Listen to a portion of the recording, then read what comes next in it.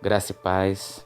Amados, no Evangelho segundo Mateus, no capítulo 25, a palavra do Senhor começa a relatar uma parábola, que é a parábola das 10 virgens.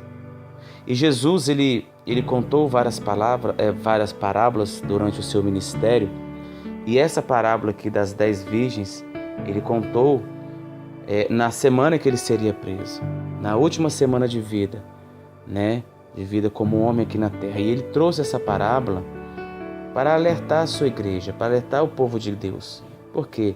Porque nós devemos estar vigilantes, nós precisamos estar atentos, porque o Senhor está às portas e muitas pessoas têm dormido, muitas pessoas não têm levado o Evangelho a sério, muitas pessoas têm brincado de ser crentes, e o Senhor traz essa palavra para nos alertar e nos avivar. Diz assim o versículo 1: Então o reino do céu será semelhante a 10 virgens, que tomando as suas lâmpadas, saíram a encontrar-se com o noivo. Então vai chegar um certo momento da nossa vida que nós vamos nos encontrar com o noivo. Quem é o noivo? O noivo, ele é Jesus. E a sua chegada, meu amado, representa as bodas do Cordeiro. O que é isso? A segunda vinda de Cristo. E o que são as virgens? As virgens representam a igreja pura. A igreja que o Senhor vem buscar, a igreja que o Senhor vem resgatar, ela precisa estar o quê? Pura. As nossas vidas precisam estar alinhadas com a palavra de Deus. Nós precisamos viver o Evangelho puro. Nós precisamos ser puros. É isso que o Senhor quer de nós. E diz mais, semelhante a 10 virgens que tomando as suas lâmpadas. Então as virgens pegaram as suas lâmpadas. As lâmpadas simbolizam aqui a palavra de Deus. Nós precisamos atar ao nosso pescoço a palavra de Deus. Nós precisamos guardar no nosso coração, que o coração da nossa alma é a nossa mente, meu amado. Nós precisamos guardar ali os ensinamentos do Senhor, os mandamentos, as palavras que o Senhor nos ensinou para colocarmos em prática no nosso dia a dia. É isso que o Senhor quer de nós. E diz mais: saíram a encontrar-se com o noivo. 5 dentre elas eram nécias e 5 prudentes. O que eram essas virgens nécias? Essas virgens nécias são aquelas pessoas que dizem seguir a Jesus, mas não obedecem. Muitas pessoas estão na igreja, estão nos templos louvando, estão cantando, estão ali se reunindo, mas estão vazias. Não aceitaram Jesus verdadeiramente como Senhor da sua vida. Tem muitas igrejas cheias de pessoas vazias, bancos cheios de pessoas que não serão salvas porque não aceitaram Jesus de todo o coração. Precisa existir arrependimento na vida do pecador. E ele precisa confessar que Jesus é o único Senhor da sua vida. Amém? As virgens prudentes são servos obedientes e fiéis a Deus. Então, será que a sua vida tem sido como as virgens nécias ou como as virgens prudentes, que simboliza a igreja do Senhor?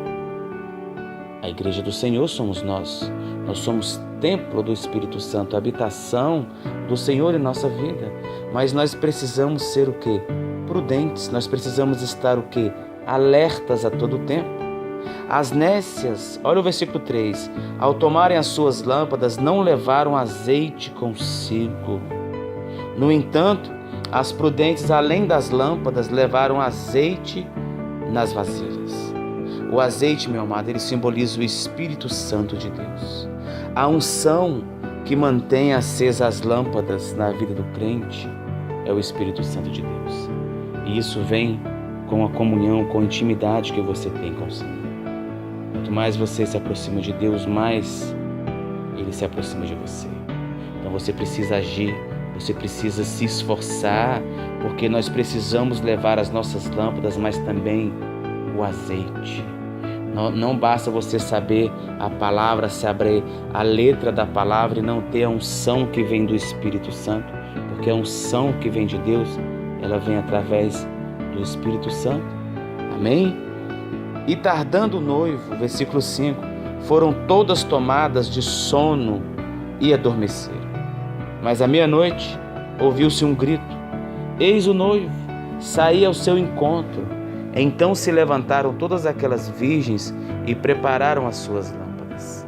Será que se Jesus voltasse hoje, você estaria com a sua lâmpada acesa? Será que você tem levado o azeite? Será que aonde você tem andado, aonde você tem trabalhado, onde você tem levado a sua família, você tem levado a palavra de Deus e tem levado a vivência, o viver, o seu testemunho? É isso que Deus quer de nós. Então, aonde nós estivermos, nós temos que ser lâmpadas, nós temos que ser luz nas vidas das pessoas. Olha o versículo 8. E as nécias disseram às prudentes, olha só a ousadia das nécias: dai-nos do vosso azeite, porque as nossas lâmpadas estão se apagando. Meu amado, isso aqui é uma coisa muito séria. Essas virgens nécias aqui, elas esperavam ser salvas com azeite alheio, sem esforço.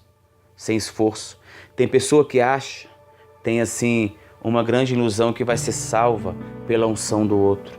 E não é assim, meu amado. Nós temos que pagar o preço. Não existe coroa sem cruz. Não existe vitória, não existe a bênção sem o sofrimento.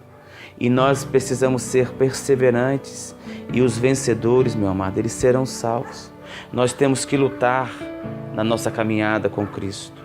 Nós temos que vigiar, nós temos que perseverar, nós temos que desenvolver a nossa salvação. É isso que Paulo nos ensina. Então aqui as virgens nécias, elas queriam ser salvas pelo azeite do outro. E não tem como. Você não tem como salvar o seu filho. Você não tem como salvar o seu esposo, a sua mãe, seu pai. A salvação é individual, meu amado, é entre você e Deus. O que nós temos que fazer é orar uns pelos outros. Nós temos que levar a palavra, nós temos que ensinar a palavra, mas quem vai agir na vida de cada um é o Espírito Santo de Deus. E o Espírito Santo de Deus age se você abrir a porta do seu coração. Porque Jesus, ele é educado. Jesus, ele vai bater primeiro. Se você abrir a porta, aí ele vai entrar. Aí Jesus entrando na sua vida, ele vai mudar a sua história. Ele vai mudar a história da sua família. Amém? Mas olha só o que as prudentes fizeram. Versículo 9. Mas as prudentes responderam: não, para que não nos falte a nós e a vós outras. Ide antes aos que o vendem e comprai. Tá vendo? Olha só, a unção falta, meu amado. Quando a pessoa deixa para orar, só quando a provação vem. A unção falta quando a pessoa fica dependente da oração dos outros. Nós devemos orar uns pelos outros constantemente, pelos enfermos, pelas famílias, mas as pessoas, elas precisam se esforçar. O crente precisa se esforçar.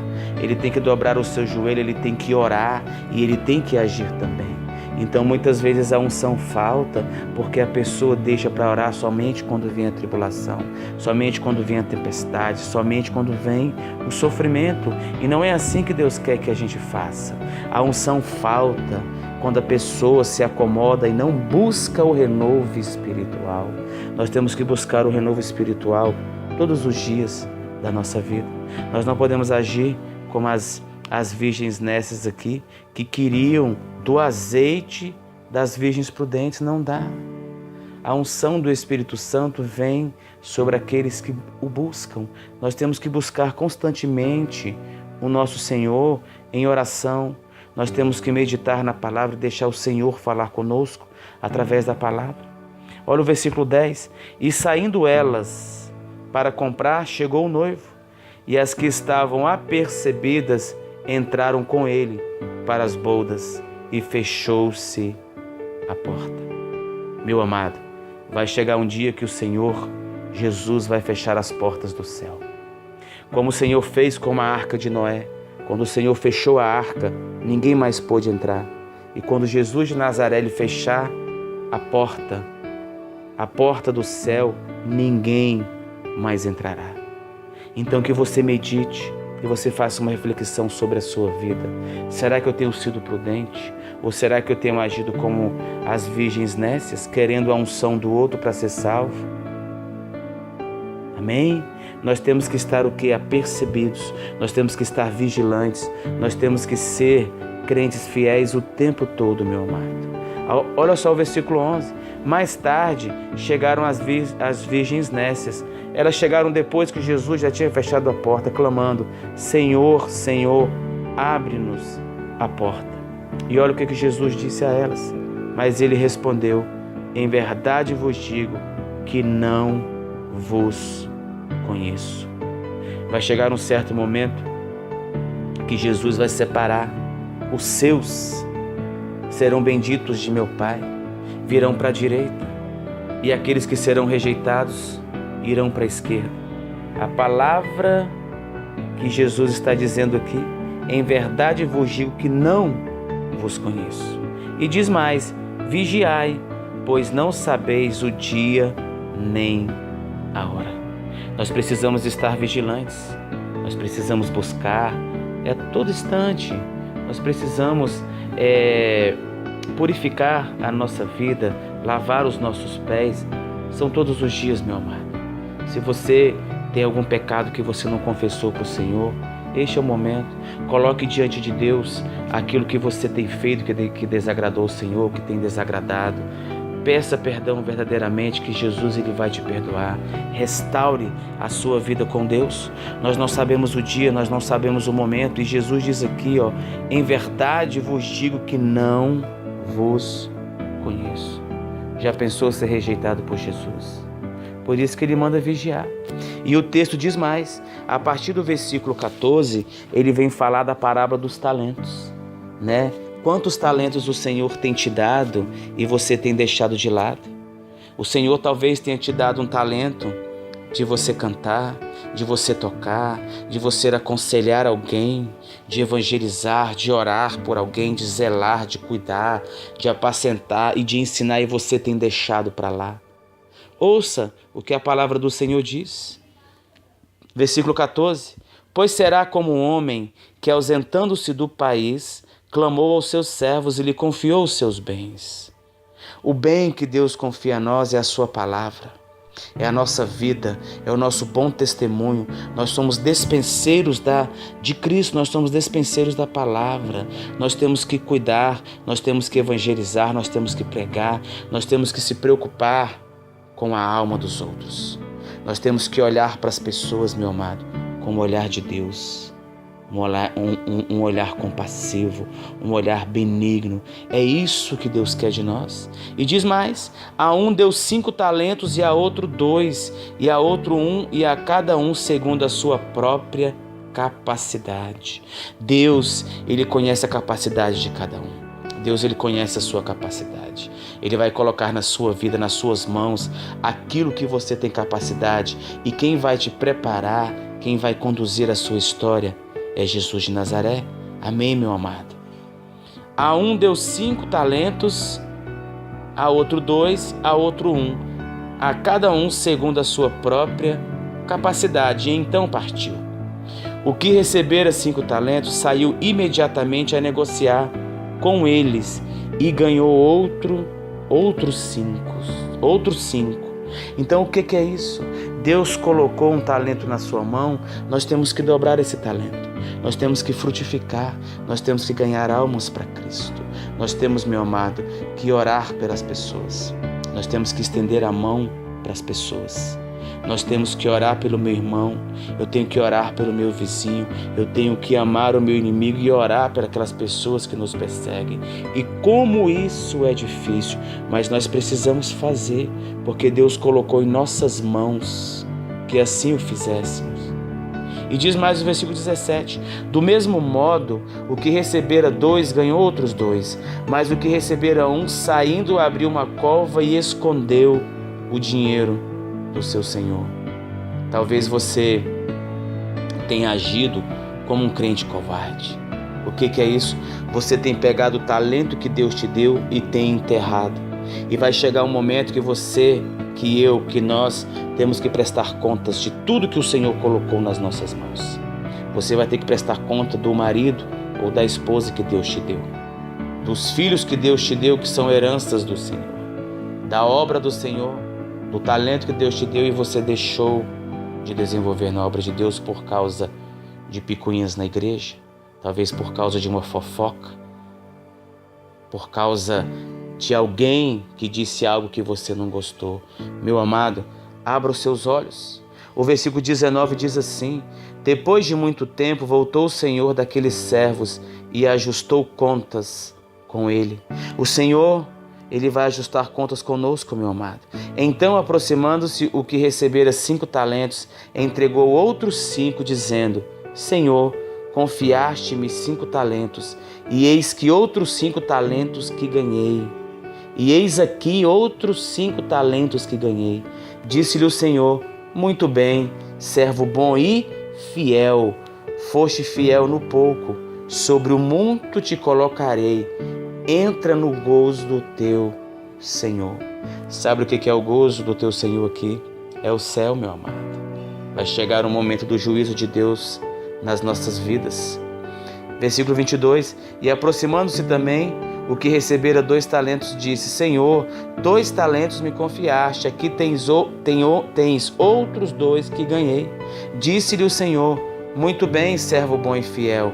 Foste fiel no pouco, sobre o muito te colocarei. Entra no gozo do teu Senhor. Chegando por fim, o que recebera 1 talento, disse: Senhor, sabendo que és homem severo, que ceifas onde não semeastes e ajuntas onde não trabalhastes, receioso, escondi na terra o teu talento. Aqui tens o que é teu. E olha o que o Senhor vai dizer para ele. Respondeu-lhe, porém, o Senhor: servo mau e negligente. Será que você tem sido um servo mau e negligente, meu amado? Muitas vezes a palavra de Deus ele vem tocar justamente na nossa ferida. Será que eu tenho feito a vontade de Deus? Será que eu tenho trabalhado corretamente na obra de Deus? Será que eu tenho feito a vontade de Deus ou quero fazer a vontade do homem? Será que eu tenho procurado agradar a Deus ou procurado agradar as pessoas? Meu amado, o centro da sua vida precisa ser Jesus. Não vá para a igreja para olhar para o seu irmão. Vá para a igreja para orar para Cristo. Vai buscar a Jesus de Nazaré. Não importa o que disseram, não importa o que falaram. Não enterre, meu amado, o talento que Deus te deu. 27. Cumpria, portanto, que entregasse o meu dinheiro aos banqueiros, e eu, ao voltar, receberia com juros o que é meu. Tirai-lhe, pois, o talento e dais ao que tem 10. Tirou o talento dele e deu para aquele que tinha 10. Porque a todo que tem se lhe dará, e terá em abundância. Mas o que não tem, até o que tem lhe será tirado. Olha só a dureza da palavra. E diz mais o versículo 30. E o servo inútil, lançai-o para fora, nas trevas. Ali haverá choro e ranger de dentes. Meu amado, aqui está falando do inferno. Se Deus ele tem colocado algo na sua vida, faça com amor, faça com carinho, porque um dia Deus vai te pedir conta. Nós vamos colocar diante de Deus as nossas obras. E se você tem sido como uma viúva nécia, se você tem sido um crente mentiroso ou um crente covarde, faça uma reflexão sobre a sua vida, meu amado. Aqui a parábola dos talentos, ele nos diz da nossa salvação, fala sobre a nossa salvação e aqueles que não servem ao Senhor, aqueles que não fazem a vontade de Deus, aqueles que estão brincando de ser crente, aqueles que estão em cima do muro. O Senhor diz: e o servo inútil, lançai-o para fora nas trevas, ali haverá choro e ranger de dentes. Então é um lugar para onde vão muitos e não tem volta. Vai ser um sofrimento eterno. E na segunda vinda de Cristo, todos serão jogados no lago do fogo. O lago do fogo significa Guiena. Guiena quer dizer lago do fogo. Tudo será jogado e ali será um sofrimento eterno. É isso que Jesus está querendo. Que você não passe, que você não vá para lá, porque Ele te oferece a salvação, Ele te oferece a sua graça, e isso, meu amado, Ele te oferece de graça. O texto diz mais, o grande julgamento. Olha o versículo 31, quando vier o Filho do Homem na sua majestade, e todos os anjos com Ele, então se assentará no trono da sua glória, e todas as nações serão reunidas em sua presença, e ele separará uns dos outros, como o pastor separa o cabrito das ovelhas. Palavras de Jesus de Nazaré. E diz mais o versículo 33, e porá as ovelhas à sua direita, mas os cabritos à sua esquerda. Então dirá o rei aos que estiverem à sua direita, olha que coisa mais linda, vinde benditos de meu Pai, entrai na posse do reino que vos está preparado desde a fundação do mundo. E sabe por quê? Jesus explica, porque tive fome e me deste de comer, tive sede e me deste de beber, era forasteiro e me hospedastes, estava nu e me vestistes, enfermo e me visitastes, preso e foste ver-me. Então perguntarão os justos, Senhor, quando te vimos com fome e te demos de comer? Ou com sede e te demos de beber? E quando te vimos forasteiros e te hospedamos? Ou nu e te vestimos? E quando te vimos enfermo ou preso e te fomos visitar? Aí o rei respondeu, o rei respondendo lhes dirá, em verdade vos afirmo, que sempre que o fizeste a um destes meus pequeninos irmãos, a mim o fizestes. Jesus está falando aqui, meu amado, de amar o próximo como a ti mesmo. Nós devemos amar a Deus sobre todas as coisas e amar o próximo como a ti mesmo. Nós devemos estender as mãos para as pessoas. Nós devemos dar de comer da palavra de Deus e comer o alimento material, beber da água, beber do Espírito. Nós devemos estender a mão material e espiritual para as pessoas. Nós temos que acolher as pessoas, meu amado. Quando as pessoas são rejeitadas, são deixadas de lado, e sendo que Jesus de Nazaré, ele não faz acepção de pessoas. Então vai chegar um momento do grande julgamento de Deus. Ele vai vir e os seus anjos vão recolher todos os que são servos de Deus, de todos os cantos da terra. E o Senhor vai julgar e vai separar. O Senhor vai separar as ovelhas e os cabritos. E aqueles que são servos de Deus, o Senhor vai falar, vinde benditos de meu Pai. Olha que maravilha. E olha o que diz o versículo 41. Então o rei dirá também aos que tiverem à sua esquerda. Quem estará à esquerda? Todas aquelas pessoas que não aceitaram Jesus como Senhor da sua vida. Todas aquelas pessoas que mentiram de ser crentes. Todas aquelas viúvas, aquelas virgens nécias. Todas aquelas pessoas que estavam em cima do muro. Todas aquelas pessoas que profetizavam em nome de Deus e não era em nome de Deus. Todas aquelas pessoas que pregaram a palavra em nome de Deus, mas era somente da carne, não era a verdade de Deus. Todos aqueles pastores que não cuidaram das suas ovelhas, que não foram fiéis a Deus, precisam tomar cuidado com essa palavra. Nós temos que ser prudentes, nós temos que ser vigilantes. E olha o que diz aqui o versículo 41. Apartai-vos de mim, malditos, para o fogo eterno, preparado para o diabo e seus anjos. Então o fogo eterno, o fogo da eternidade, ele foi preparado para o diabo e os seus anjos. E Jesus vem explicar, porque tive fome e não me deste de comer, tive sede e não me deste de beber, sendo forasteiro não me hospedastes, estando nu não me vestistes, achando-me enfermo e preso não foste ver-me. E eles lhe responderão, Senhor, quando foi que te vimos com fome, com sede, forasteiro, nu, enfermo ou presos e não te assistimos? Então lhe responderá, em verdade vos digo, que sempre que os deixaste de fazer a um destes mais pequeninos, a mim o deixaste de fazer. E irão estes para o castigo eterno, porém os justos para a vida eterna. Amém, meu amado? Essa palavra de Deus, ela é uma palavra que vem nos alertar e ela é uma palavra dura. Mas o que nós temos que fazer? Nós temos que ser vigilantes. Nós temos que viver a palavra. Sabe por quê? Porque cada um dará conta de si mesmo a Deus. Nós temos que ensinar os nossos filhos no caminho nos caminhos que eles devem andar, que é o caminho do Senhor, para quando ele for velho ele não se desviar. Se nós plantarmos a semente agora, serão colhidos frutos mais tarde. Mas eu não tenho o poder de salvar os meus filhos ou salvar a minha família. Eu tenho que orar por eles, eu tenho que ensinar a palavra, mas quem faz a obra é o Espírito Santo de Deus. Amém? Então que você possa meditar nesta palavra, que você possa fazer uma reflexão sobre o que eu te disse nessa tarde, o que eu trouxe da palavra de Deus e o que o Senhor quis que eu falasse hoje nessa meditação. A palavra de Deus, meu amado, ela é viva e eficaz e muitas vezes ela vai cortar, ela vai chegar bem na sua ferida.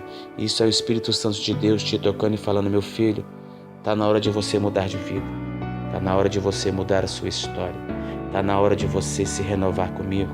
Se coloque diante de Deus, meu amado. Peça perdão, restaure a sua vida e deixe Deus governar a sua história. Nós precisamos deixar Deus governar totalmente a nossa vida. Não é só uma parte, é toda a nossa vida.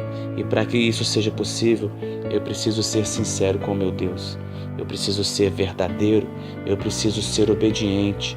E o Senhor, meu amado, Ele espera isso de você e Ele espera isso de mim. Amém? Que Deus te abençoe, que Deus Ele abençoe a sua família e que Deus Ele possa agir nesta causa que você tem colocado diante dEle ou nesse problema que você está passando. Deixa eu te falar uma coisa, se achegue a Deus. Deus Ele vai dar a solução para o seu problema e Deus Ele vai fazer o melhor. Deus Ele faz a vontade dEle e a vontade de Deus é a melhor para as nossas vidas. Amém?